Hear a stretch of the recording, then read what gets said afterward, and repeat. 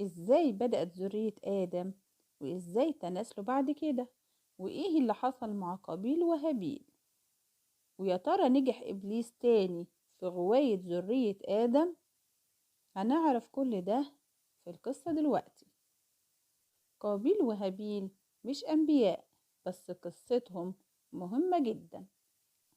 وقفنا المرة اللي فاتت على إن آدم عليه السلام نزل إلى الأرض مع حواء ليعمروا فيها ويعبدوا فيها، ونزل معاهم إبليس اختبار لآدم وذريته. إزاي بدأ الخلق يتكاثروا؟ كانت حواء بتولد في كل بطن أو في كل مرة توأم، ولد وبنت. فالولد من البطن الأولى يتجوز من البنت في البطن التانية، والبنت من البطن الأولى تتجوز من الولد اللي هيجي من البطن التانية، وهكذا. لكن حرام إن الولد والبنت في البطن الواحدة يتجوزوا من بعض. يقال إن حواء ولدت 40 بطن، يعني حوالي 80 ذكر وأنثى، كلهم تزوجوا من بعض. ودي كانت بداية نسل البشر على الأرض. آدم عليه السلام كان بيعلم أبنائه الدين، ويعلمهم من هو الله، وطبعا بيحذرهم من إبليس. آدم كان بشر وعنده أبناء زينا كده بالظبط. كان من أبناء آدم عليه السلام قابيل وهابيل. اتولد مع قابيل أخت جميلة، واتولد مع هابيل أخت أقل جمالا من أخت قابيل. فالطبيعي زي ما قلنا إن قابيل يتزوج أخت هابيل، وهابيل يتزوج أخت قابيل. هو ده كان الشرع عندهم وقتها. لكن قابيل كان أكبر في السن من هابيل. اعترض إنه إزاي وإشمعنى ياخد أخت هابيل الأقل وهابيل ياخد أخته الجميلة. فكان عايز ياخد أخته لنفسه ويتجوزها هو. طب إزاي يا ابني؟ وكده حرام، وده شرع ربنا. برضه فضل مصمم. آدم عليه السلام أمره إنه يزوج أخته لهابيل، ومع كده برضه مفيش نتيجة.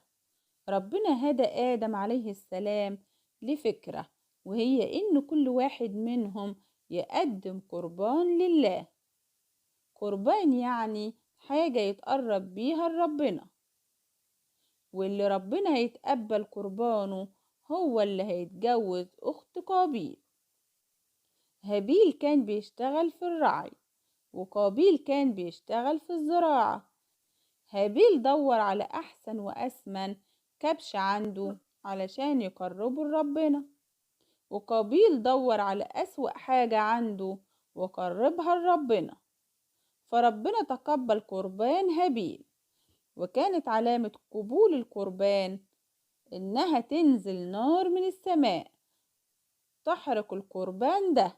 وبكده عرفنا مين اللي هيتجوز أخت قابيل. فتقبل من أحدهم ولم يتقبل من الآخر. هابيل كان عايز حاجة ربنا يحققها له، وقابيل كان عايز نفس الحاجة، لكن كل واحد فيهم قدم اللي عنده على حسب الصدق اللي في قلبه. هابيل ضحى بأغلى حاجة عنده علشان يتقرب لربنا بيها، وقابيل جاب أسوأ حاجة عنده، مع إن هو كان عنده مجال يجيب برضو أفضل حاجة، لكن ما عملش كده. ربنا تقبل من هابيل، لكن قابيل مرضيش بحكم ربنا، وقال لآدم ربنا تقبل من هابيل علشان انت دعيت له ان ربنا يتقبل منه، وما دعيتليش انا. ما كانش قابيل شايف غلطه خالص وتقصيره، ويرمي اللوم ويعلق أخطائه على حد تاني، على آدم أبوه أبو الأنبياء. فغضب طبعا قابيل وقال لهابيل أنا هقتلك علشان أستريح منك وعلشان ما يتجوزش أخته. فكان كل شوية يتوعدوا بالقتل، وكان هابيل دايما يقول أنا ذنبي إيه تقتلني؟ ذنبي إني اتقيت ربنا وعملت اللي يرضيه عني؟ بتلومني عشان انت فشلت ترضي ربنا؟ طيب ليه انت ما اتقيتش ربنا من الأول قبل ما تضيع منك الفرصة؟ ليه ما تصلحش من نفسك؟ يعني هي المشكلة اني انا موجود؟ يعني انا لو ما كنتش موجود ربنا كان هيتقبل منك؟ النتيجة كانت هتكون هي، لأن المشكلة عندك انت مش عندي أنا. بدل ما تلومني، الأولى إنك تصلح غلطتك وتتعلم من أخطائك. وجه طاقتك دي في إنك تبني نفسك بدل ما تلوم اللي حواليك. لكن للأسف الرسالة دي ما استوعبهاش قابيل. فلما شاف هابيل إن مفيش نتيجة، راح مفكره برابط الأخوة اللي بينهم، اللي المفروض تكون سبب في التسامح والتجاوز عن الأخطاء. وقال له لو انت اعتديت عليا بالقتل ظلم وحسد فأنا مش هعاملك بالمثل، لأني بخاف ربنا وأكره إن ربنا يشوفني وأنا قاتل لأخويا. إزاي أكون السبب في قتل أخويا؟ إزاي أعق والدي وأزعله؟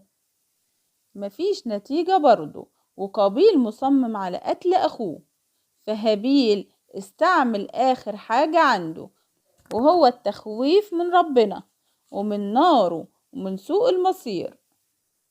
بعد ده كله قابيل لسه مصمم على قتل هابيل.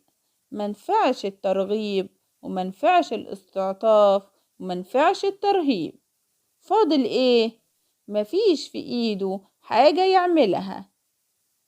وكان هابيل عبد صالح وكان أقوى من قابيل في البنية الجسدية، يعني كان يقدر يقتل قابيل لو هو عايز، لكن مرضيش لأنه بيخاف ربنا. في يوم من الأيام كان هابيل نايم في المرعى وشاف قابيل والحسد كان مالي قلبه، فجاب صخرة كبيرة ورماها على راس هابيل وقتله. خسر أخوه وخسر السند وخسر من عاش معاه في طفولته. خسر آخرته بعقوبة الأبوين. خسر وارتكب أشد جريمة على وجه الأرض وهي القتل. شفتوا بقى النفس الأمارة بالسوء ممكن تعمل إيه؟ وهي النفس الأمارة بالسوء اللي سولت لإبليس إنه يعصي ربنا بعدم السجود لآدم عليه السلام. قابيل ما كانش متصور أبدا إنه لما يكبر ممكن يقتل أخوه، لكن الحسد والغيرة والغضب ممكن يخلوا الإنسان يعمل حاجات عمره ما كان يتخيل إنه يعملها. بعد ما قتل قابيل هابيل ما بقاش عارف يعمل إيه. أول مرة حد يموت، طيب عمل إيه؟ شال جثة أخوه على ظهره وفضل ماشي بيها فترة طويلة مش عارف يعمل إيه بيها، لحد ما ربنا أرسل غرابين اتخانقوا مع بعض أمام قابيل.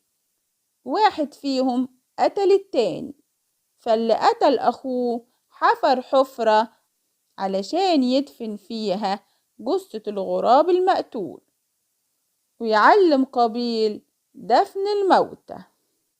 فلما شاف قابيل المنظر ده اتحركت فيه مشاعره وقعد يلوم نفسه ويعاتبها، ازاي يكون الغراب ده وهو من أخس أنواع الطيور عرف يعمل اللي هو معرفهوش. ندم قابيل على حمل جثة أخيه وإنه مشي بيها ومعرفش يعمل زي الغراب. ندم على فراق أخوه، ندم لأنه ما استفادش حاجة من قتله، بالعكس ده أسخط والديه. لكن الندم لوحده ما يرفعش العقوبة، لأن الندم طبيعة بشرية، نفسنا بتسول لنا الغلط وتزينه لينا لحد ما نقع فيه وبعدين نندم. لكن الندم الصحيح هو اللي يرفع العقوبة عن الإنسان، هو اللي يجي وراه توبة صادقة. حزن آدم عليه السلام لموت هابيل، محدش يعرف ايه اللي حصل مع قابيل بعد كده، وهل تاب بعدين ولا لا، وهل هو من أهل الجنة ولا من أهل النار. كل ده العلم فيه عند ربنا، لكن اللي يهمنا إننا ناخد العبرة والعظة والخير من قصتهم.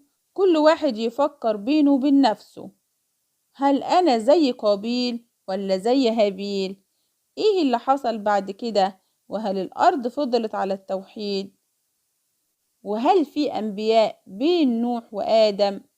وهل لإبليس دور بعد موت آدم؟ هنعرف ده في الجزء اللي جاي إن شاء الله.